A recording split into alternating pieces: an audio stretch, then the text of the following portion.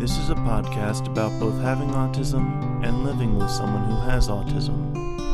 My mom is Sonya, and I'm Josh, and this is Josh Has Autism.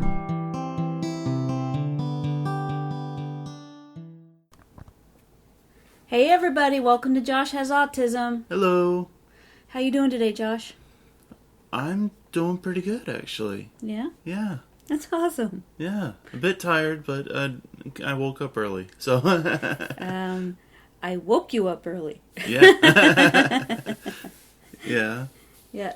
There's one of these, the questionnaires that you fill out all every week, that you have to fill out when you go to this magnetic therapy treatment that you have. So every Monday or Tuesday this week, the beginning of the week, you have to fill out this paper that's saying how you're feeling about things, how, what you're experiencing. And one of the questions was, I don't know if you remember it or not, but it was, how often do you wake up earlier than you're supposed to wake up and can't go back to sleep? Yeah, I think the minimum was I wake up less than 30 minutes before I need to. That was the question. So it was posed where, like, never. There was no never. We were looking all over the place. Like, this is a never answer, and there wasn't an option for a never answer. You don't ever wake up before you're made to get up. Yeah. Either by alarm. Or dream finishes. Huh? Or dream finishes. Which tends to be in the afternoon. Right. So, anyway, you slept okay last night? Yeah, I did, actually. That's good. You were kind of hurting yesterday before you went to bed and asked for some Advil. Yeah. Yeah, I had a little bit of a headache. And I wasn't really... I felt a little bit off, actually. All day yesterday, right? Yeah, like a little bit off-kilter. Right. I think that's the term. Yeah, I think it is. What I noticed with you is that your eyes were foggy and that you really couldn't focus. You weren't it's almost like you were in one of those chambers, where it's you're separate from everybody, where it's like the sound is muffled. You mean like in an insane asylum? No, I'm saying like a what is it? The only thing I can think of is a decompression chamber from deep diving, but I don't think that's what you're talking about. No. And the only thing, I don't even, maybe I totally said that wrong. And the only thing that now that I'm thinking about is, like, there was this show a long time ago called Get Smart. Oh yeah, cell. They would have these things that came down. It was just a ridiculous, funny show. Yeah. And they would have this thing came down, and they called it the cone of silence. Yes. And so anybody inside that cone of silence, it was so funny because they couldn't hear each other. Yeah. They would have to. So the idea was, when you're in the cone of silence, nobody outside of that can hear you. Mm-hmm. But on the show, when they were both inside the cone of silence, they couldn't hear each other. So they were yelling and then had to get out. Anyway, so I think I just said that wrong. Yeah.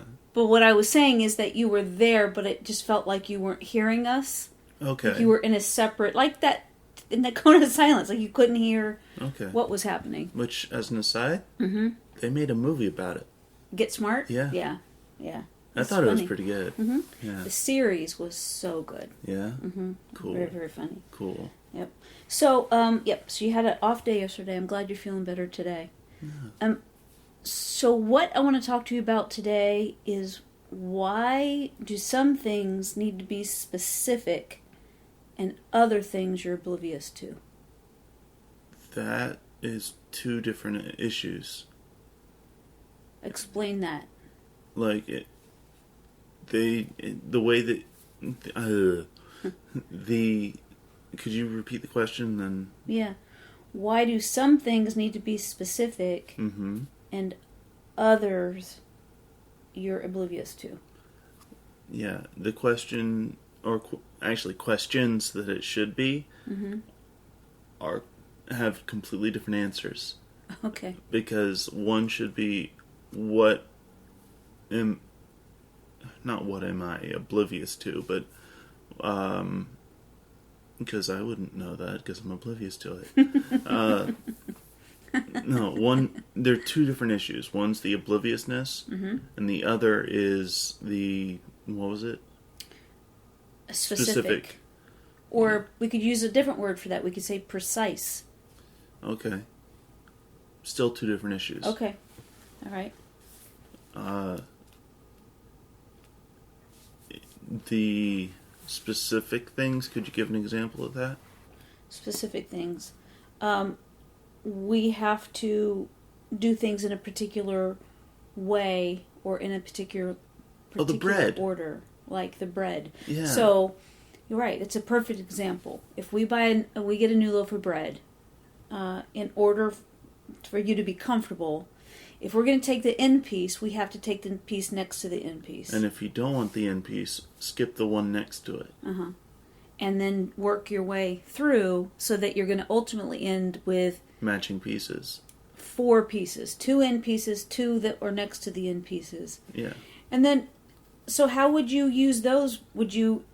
I'm fine with eating end pieces. It's just whenever they don't match up that bugs me. Would you eat 2 end pieces together then, and then the 2 next to it? I'd prefer not to. So you would eat the end piece with a piece next to it? Yes. Okay. And the whole thing is because it doesn't match. Yeah. Right. That's a perfect example of something that is very specific. Mm-hmm.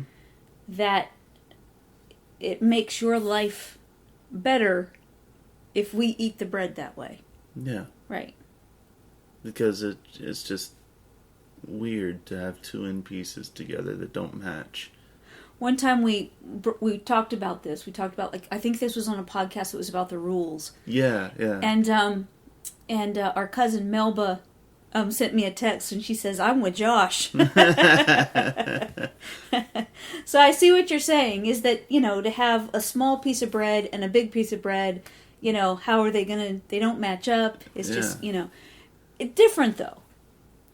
Our cousin Melba can go, I prefer this to be this way. Mm-hmm. Right? I prefer it to be that way when I think about it. It's just that I've never thought about it before. Right. For you, it's not something that's just, I prefer it this way. I will say to a point that we have found it easier, and I don't know if you know this or not, why I do this. You get your own loaf of bread. Is that why? That's why. Yep. Circumventing the rules. Circumventing the rules. Actually, it's so funny. No, I am living by the rules. Living with the rules. Yeah. Because if you have your own loaf of bread, then you do it your way and there's no problem. Yeah, you know what I've noticed? Dad eats my bread first. Oh. He I could have the white bread. Mm-hmm. He could have and then you guys could have the other kind. He'll eat the white bread first. If you don't want Dad to do that, I didn't know he was doing it. Yeah. If you don't want him to do it, put it in the back of the drawer. Oh, okay. Your dad just grabs it. Well, it's something that's foreign to me when it comes to your dad. But food is not a real big deal with him. Yeah. We don't understand that. No, not at all. Sentence. But food doesn't really matter to him. Mm-hmm. As long as he has it. Well, sometimes he'll forget to eat. Yeah. Again, it's never happened to me. Yeah. But if you put that loaf of bread in the back, he's not going to dig around for something. Right. He'll open the drawer and grab whatever is easily available. Yeah. He's not going to, move things around. So put yours in the back so he won't touch it. I didn't know he was doing that. Yeah. Yeah. So that made me feel a little bit nervous knowing that Dad's eating your bread because the safety net, I guess, which is weird, like this bread safety net, that I thought, this is pretty smart. I'll just get you your own loaf of bread. I do appreciate that, though. Well, sure. but I didn't think, I guess, to inform Dad. Well, probably it's more often now that has been working from home. Yeah. Because when he goes to work, I just get up in the morning when he goes, and I just make him lunch. Yeah. And then I'm up, so he leaves and I can get to work. Yeah. So it works out okay. So he doesn't usually go in there, but I think it's probably because he's working from home. Yeah. Yeah. So I don't know. I asked you this question, and you say that it's not an actual question. It's two questions rather than one question. Right. And I don't know the answer to that. So tell me. So that's a specific. The bread, the order of bread. Right. So are you able to phrase it as two different questions for me? Okay. Let me see. The question is, why do some things need to be specific and other things you're oblivious to? So there are many, many things that you're very particular about. Mm-hmm. What is the difference in those things and those things that you're not particular about? Is that still two questions? No. That's more like an if-then statement. All right. Right. In computer language, at least. No, because I don't know about that, but if because you don't like abstract, right? So in if-then, that's clearer to you. Yes. To ask you questions that are an if-then makes a huge difference. Well, it's more so like instead of having like the initial question you had, for example, and this is a specific thing, is that the question you had, a specific thing versus something I'm oblivious to, that they have a very slight correlation, but it's not the opposite of each other. It's not if you're not specific about this, you're oblivious to. Okay, got it. Okay. Because, do you know what makes a thing so important to you? In case that's too abstract. No. I think I get what you're saying, for once. I think that a lot of it has to deal with, simply enough, the patterns. Okay. Because there are things that I need to have happen for me to be comfortable with how things are. And if they're not done that way, it's like me brushing my teeth to a rhythm. Mm-hmm. If I need to hurry it up, I can't hurry it up. Mm-hmm. It's a rhythm, and right. if it gets thrown off, it makes me very uncomfortable. Mm-hmm. And so with these specific instances of do you want examples? No. Specific instances. I'm looking for a word. Of specific instances of scenarios. Okay.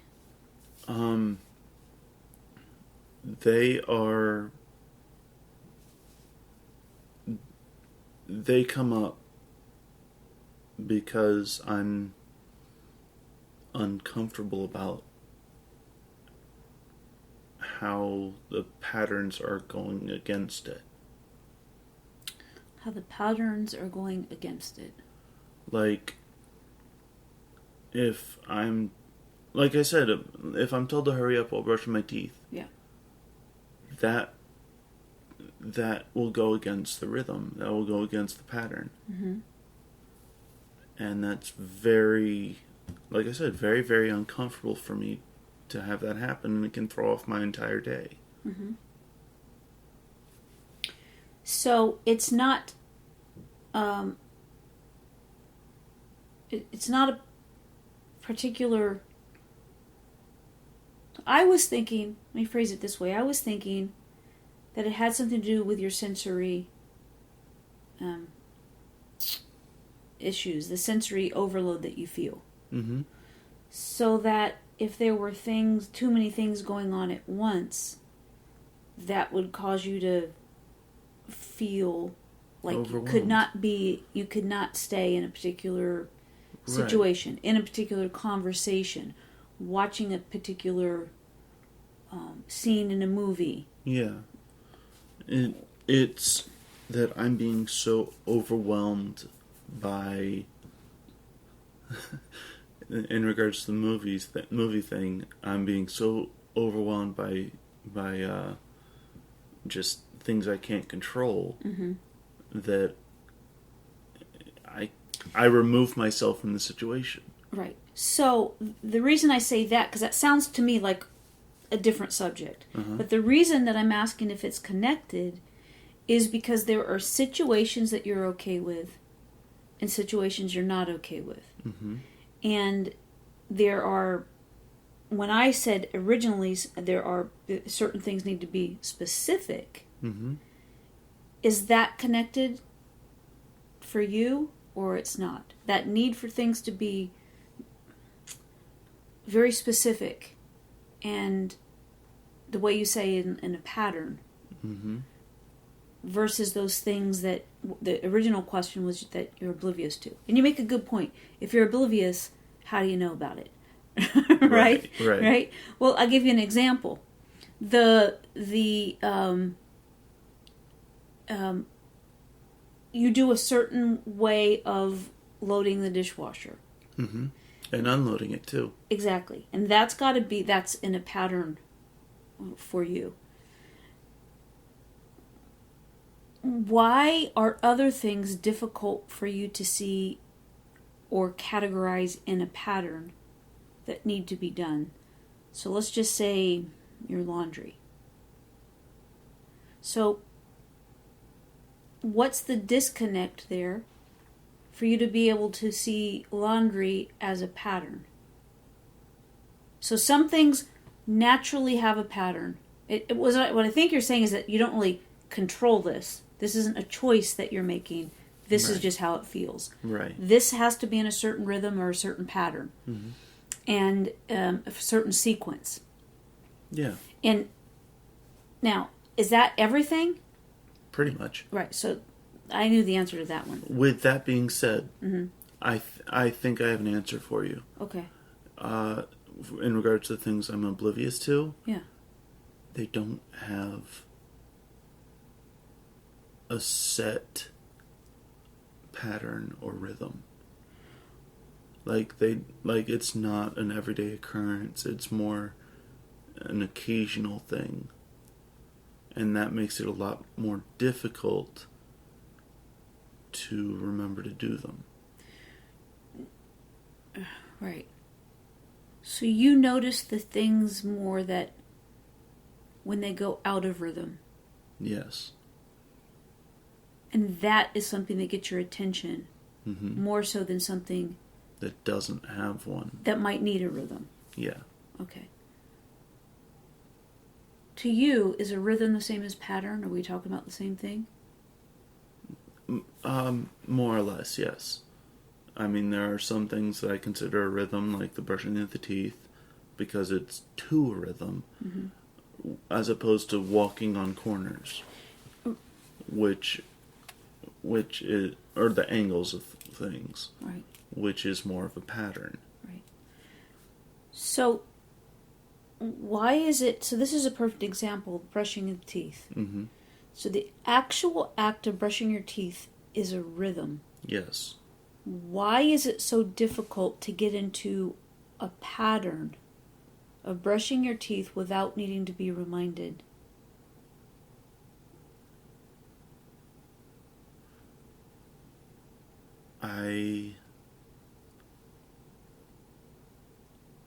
don't have enough of a pattern in my life right now because I don't have a job. I don't have other things I really need to do. And I understand that it was even before the COVID thing. I would say it's been your entire life. Yeah. I mean, it's what I'm talking about. Especially with things like brushing my teeth. Mm-hmm. Whenever I was going to school, in middle school and high school, mm-hmm. there was a set time I had to be ready by to catch the bus. Mm-hmm. I had a certain pattern that I would do everything in. I would get up, take my medicine, eat, take a shower, brush my teeth.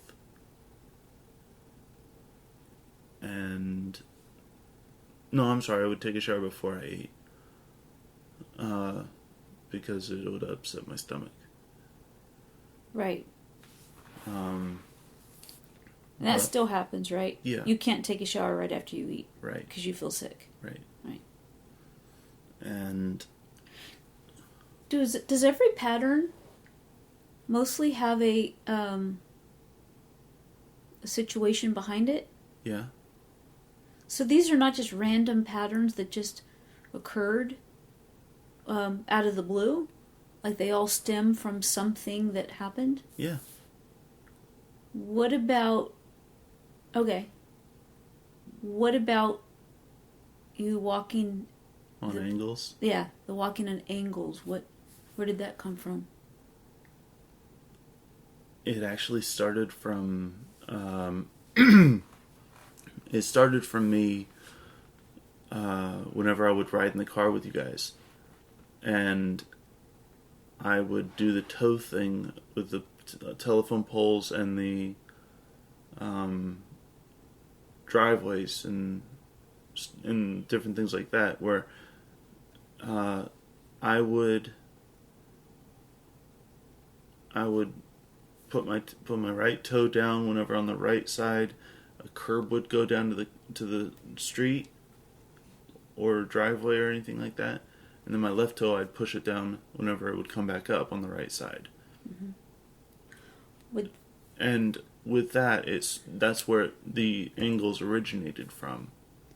But the other things, like your order of getting ready for school that you just described, mm-hmm. the order of bread. It was the most efficient. It was the most efficient way that worked for me. Getting ready for school. Oh, right. Well, what I'm saying is, it had a reason behind it. Yes. So you feeling sick, so if you ate and then took a shower, it made you feel sick. But if you showered first and then ate, you were fine. Yes. And that's, like you just said, that's still the case today. Mm-hmm. The order of bread has a reason behind it. Mm-hmm. In your mind. And other people, again, can agree with these things and go, yeah, that makes sense. The difference that we're talking about is these are not preferences at this point. They're mandatory. So if these things are not, if they're off, or if you were to have to do some of these things like we're describing, and these are just a couple of examples, mm-hmm. It's really upsetting to you. It is. It is. With that said, at this point in my life, there are some things that I've learned that I need to accept it and move on, so it doesn't ruin my entire day. Mm-hmm. Perfect example is the bread and Dad eating it.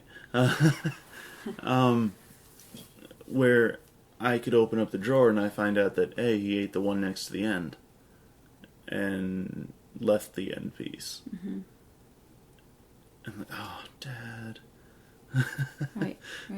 And it's upsetting to me, yes, but it's not the end of the world at this point in my life. it can throw you off, though. Yes, it can. Yes. So you. But it's not as bad as it was when I was younger.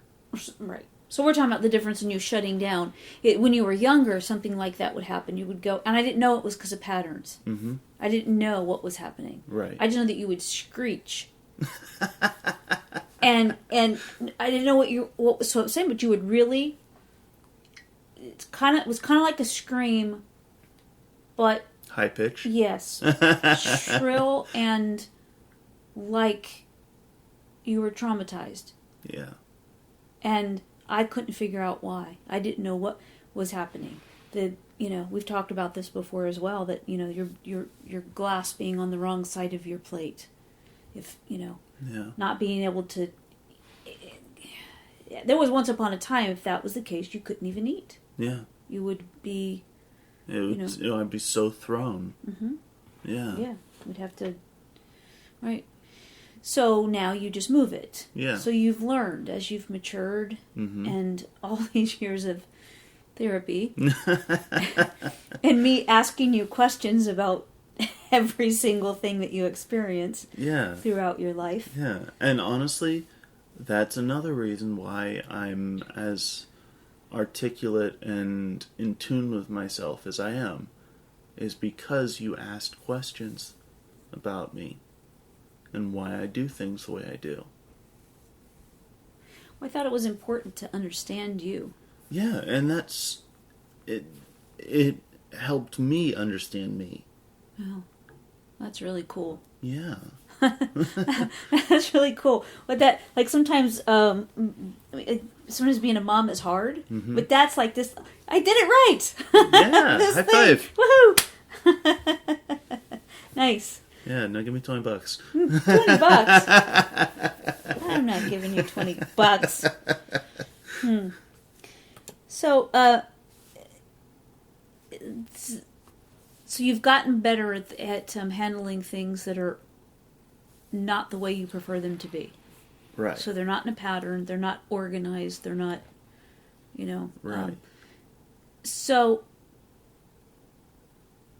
that's different than the parts of you that don't see things in front of you. Right. Can you describe that? A little bit of background for this is I don't see the obvious. Mm-hmm. But I do see the minute. You see details. Yes. I see details, but I miss the obvious. And that's just the way that my mind works. Like, if I were a detective, I'd be a horrible detective because I'd miss the obvious clues, but at the same time, I'd be like the idiot savant.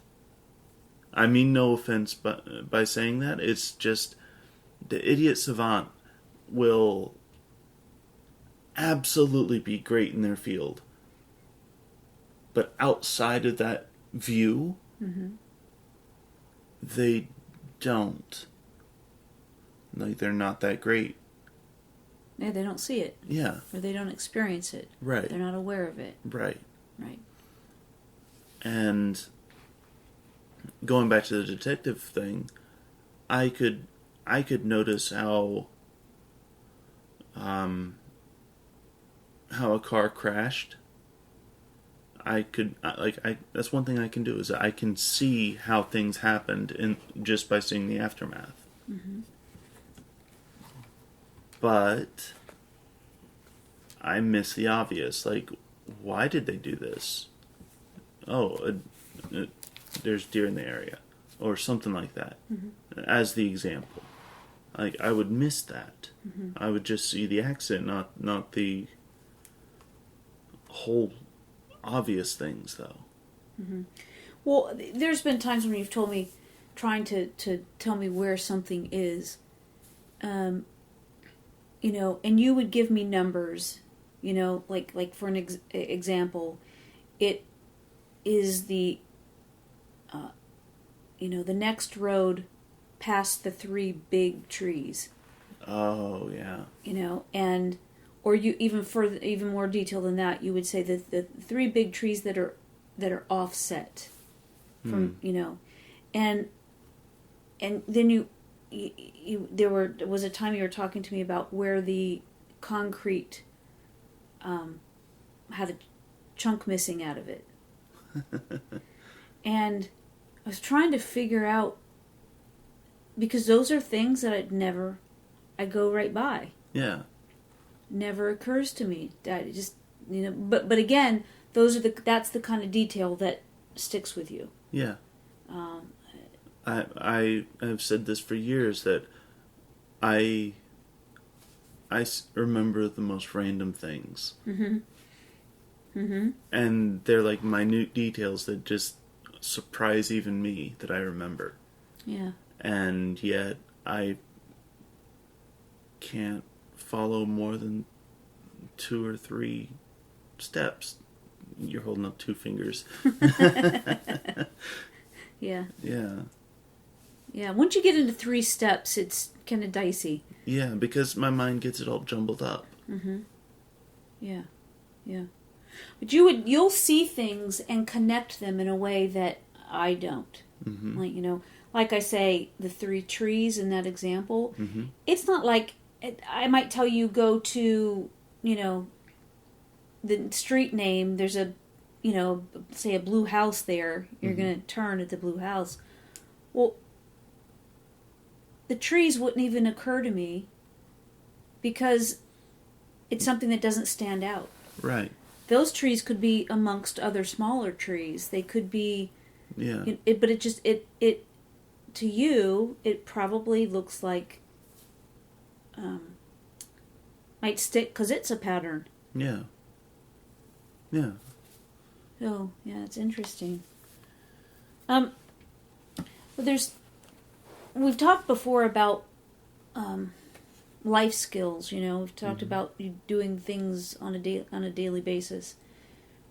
It seems like we've tried all kinds of things, and the traditional ways of keeping you on track didn't work.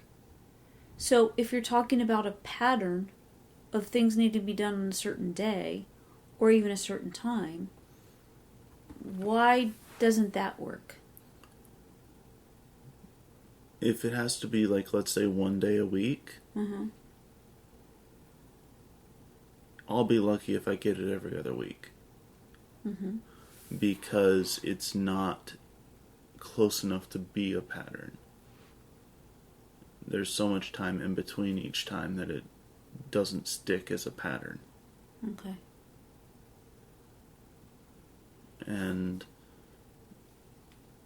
one of the bigger things that I need to work on is making a pattern that will work every day and fitting in these different things. Like, I know I have 2 things that I need to work on especially. One is remembering to do my laundry. Mm-hmm. The other, I don't remember now. It's what was it? Our friend Richard that was on with us a couple weeks ago, mm-hmm. He said that for him, when he thinks of something, he has to do it right then. Yeah. Because if he doesn't do it right then, he's going to forget to do it. Right. And that's what happens whenever I'm given, whenever I'm doing something and I'm told to do something else, I either finish what I'm doing and forget what I was told to do, or I stop what I'm doing and forget about that mm-hmm. and do what I'm supposed to do. Right. Is there anything that you found that helps you with that?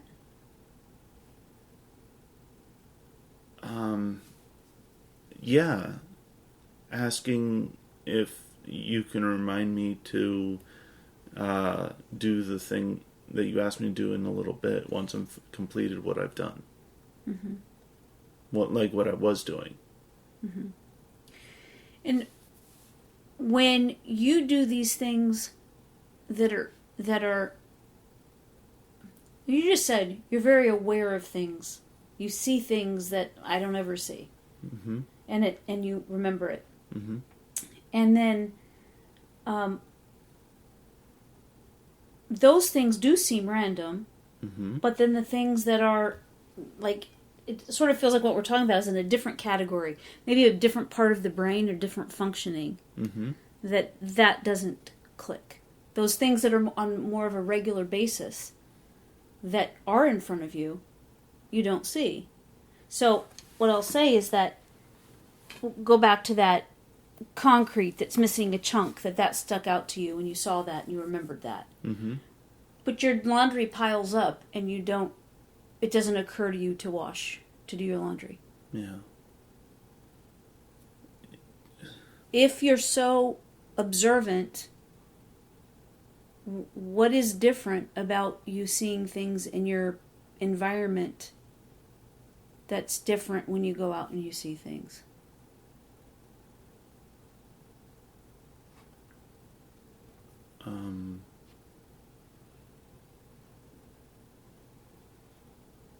What is different about... Could you... Okay.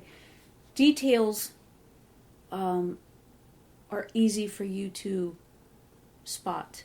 Mm-hmm. And then they're always with you.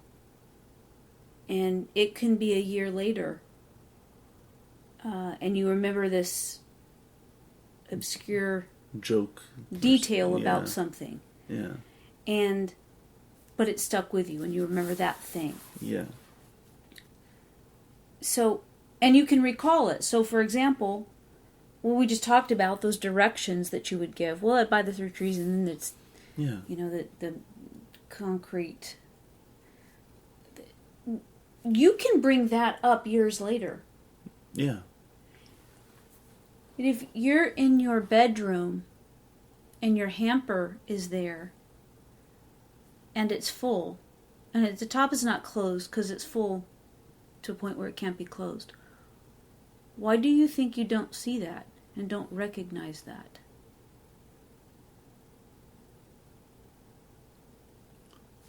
I think it's because it's not... I think it's because it's not a direct influence on the pattern of daily life. Because it is a weekly thing, it doesn't stick, that it doesn't... It's like a discord in the pattern. It just doesn't happen. So it's not just because you don't want to do it? Right. Okay. Because if I know I need to do it, like you tell me I need to do it, I'll do it. Right. And I'm okay with that. Right. It's just, it doesn't occur to me because it doesn't fit in the pattern. Can that become a pattern? Like, do you create... The only thing that I'm sorry to interrupt. Go ahead. It's okay. The thing that I think will help is if I do a different thing every day or every other day at the same time that are interchangeable. Like doing laundry, like vacuuming, like different things like that. They aren't chores per se, but they are. Mm-hmm. Like they're just things that I need to do. They are chores, but you're 31, so we call them responsibilities. Yeah, those. Yeah. But that's one thing that's occurred to me in this conversation, is that might work. So it's an idea at least that we can try. Yeah, I think it's a good idea. Yeah. So it's got to be the same time every day. Yes. Okay. Because then it becomes ingrained as a pattern. Mm-hmm. Granted, I need to start getting up at a set time because that helps with the pattern. Mm-hmm. Right. So if I start getting up at 9, as an example, I mean, I know I was for a long time, but... Well, and I think what happens, too, this is a fine line that I walk all the time, right? Mm-hmm. What is legitimate, and that question that I have, that are you just not wanting to do something? And I work on being fair, because it can be irritating. Yeah, It can be very irritating. I can absolutely see that. So sometimes I just think, let me finish that thought that I was just having, is that you were doing great, getting up on time and doing the things, more of the things you need to do. And then you kind of crashed, and the depression got really bad. Yeah. And functioning became very difficult. Yeah. And it's something that I kind of take my cues from you, because I can tell how you're feeling. Like I said, I can see like change in your eyes. Right. And I just decided, it's something that I tried to figure out a long, long time ago when you were just a little guy. Mm-hmm. And there were times that I was convinced that you were just not wanting to do something. Right. And whenever, more often than not, when I would go along that line of that assumption, I would be proved wrong. Because you genuinely were having difficulties functioning. Yeah. That kept you from doing the things. Yeah, so like a perfect example of it when I was younger, cleaning my room. Mm-hmm. Granted, my room isn't clean right now either, but... no, but being told, go clean your room. I had such an issue with that, not because it was cleaning my room, but because I didn't know what order to do things. Mm-hmm. And so I remember the one time... I remember you bringing up before that I was told to clean my room, so I took all the books off my shelf to organize them. Right. Yeah. Right. Well, that's going back to the abstract. Yeah. Issue. Yeah.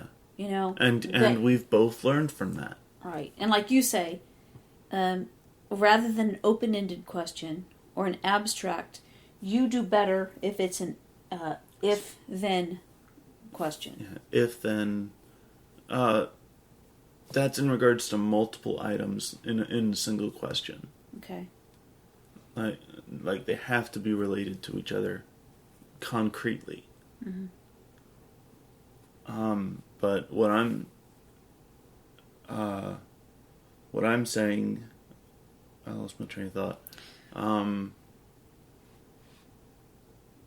Go ahead. I was just thinking that, so it's not necessarily that you, because if I sit back and I just watch, it looks like you always have to have your way. Right. And that might be a true statement, but it doesn't come maliciously or anything. Right. Right. Right. So it does have to be your way in order for you to be okay, but that's not by choice. Right. Got that it. And I'm right most of the time.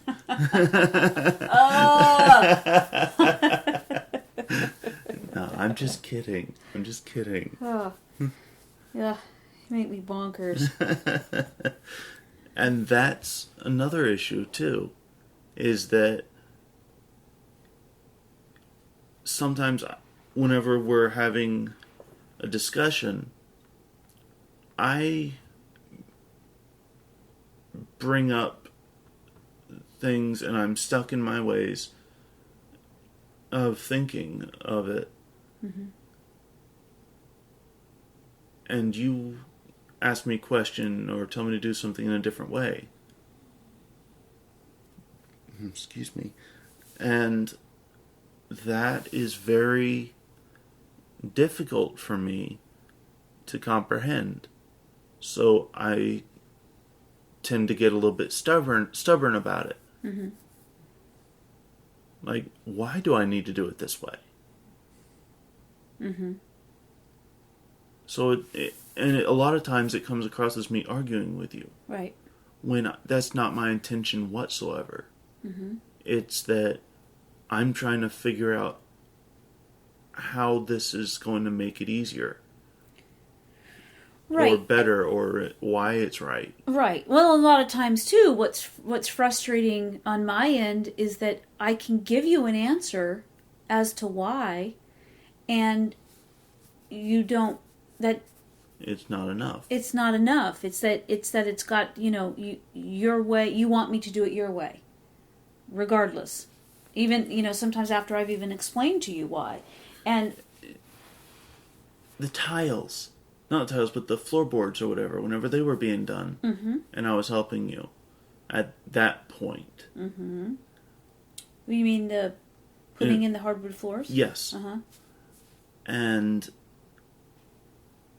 I was trying to be efficient about it, and it came across as arguing with you and Dad. Well, because sometimes when we tell you something, it wouldn't click, and that's the issue. Where one of the big issues with that came from was it would not click in my head why what you were saying was better. Or why it had to be done a certain way. Yes. Right. And you would give me the same answer every time. And I could not comprehend it. I couldn't accept it. Mm-hmm. Well, in that case, in that particular example, it was so difficult for you to understand that it needed to be done the way that we were saying it needed to be done, that you just ended up needing to not be part of it. Yeah. And I felt so bad because of that. And it was very frustrating, both for you and for me. Mm-hmm. That's the way it is a lot of times, right? It's just hard to articulate. Yeah. It's hard to pinpoint what's happening in a particular conversation sometimes. So we've gotten pretty good at, if something's not working, we just kind of step back and go, all right, let's say that differently. Yeah. What's the real issue? Yeah. And so instead of me pushing just to be right, for me pushing to be right, mm-hmm. or say this is the way it has to be done,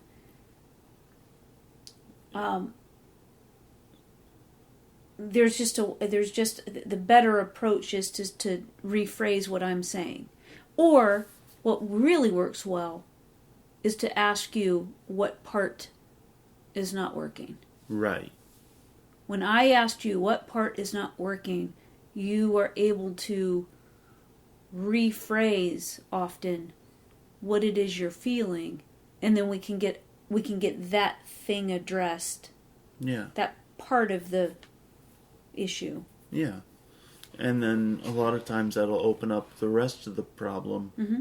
and it'll work out because we're able to find the root of the problem. Right. Right. Yeah. Kind of come down to a system, huh? Yeah. Yeah. And it's only taken 29, 30 years. Yeah. But I think this is really going to help people. Good. Knowing all of this. Yeah. Me too. It's helped me. This conversation today has helped me. Yeah? Yeah. Cool. Yeah. Because it's always a good reminder to be reminded of certain things that we're doing is working. Mm-hmm. Also, to be reminded that what I think I see is not always what I see. Right. Right. I'm an illusionist. All right. Well, I think we'll wrap it up. All right. That sound good? Yeah. All right. Everybody, we appreciate you so much. We hope everybody's staying safe and you're happy and healthy. Yeah. And If you don't mind, if you like what we're doing, please, whatever format you're listening to us, whatever, I don't know what it's called, if is it a genre, a site, I don't know. Please give us 5 stars. Do that thing that... Or like us or follow us or however you do it, yeah. Yeah, that'd be great. Yeah. And let us know if you have any questions or even just success stories because of us helping you. We really enjoy reading that from you guys. Yeah, we sure do. All right. Well, this has been wonderful, and everybody take care. Bye. Wait, go. Love you. Bye.